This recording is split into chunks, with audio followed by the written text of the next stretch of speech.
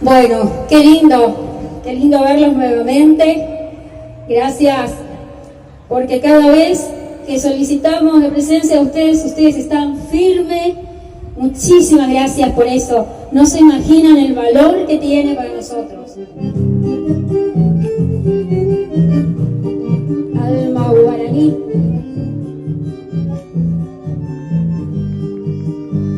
Raza del Guayaquil, la selva no te ha olvidado. Tu alma guaraní perdura en el suelo abajo. Y desde el verdor del monte la brisa sutil del tiempo estival nos vuelve a traer su voz secular. Es la misma que ayer, echada a volar al viento, juntas de un querer con hondo y nativo acento.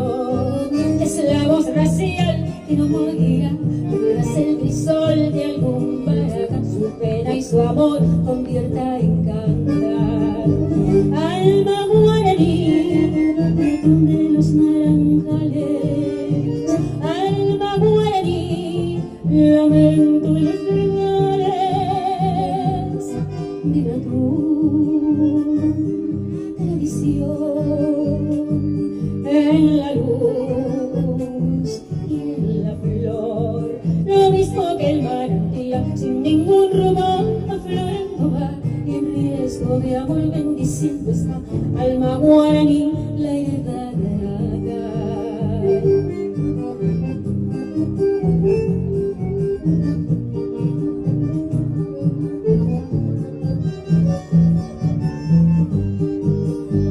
Armoniosa pasión de una raza decidida, recio corazón que desafía la vida. Grande tu valor, pura tu emoción, conduce el amor de tu corazón a tu devoción, alma guaraní. Yo te quiero cantar, alma pura de mi raza, y con mi canción evocaré tu grandeza, porque en el dolor dejaste pena y haces un cantar para que al vivir se pueda reír, se pueda soñar. Alma guaraní, llena de gracia inefable. Alma guaraní, de ternura incomparable.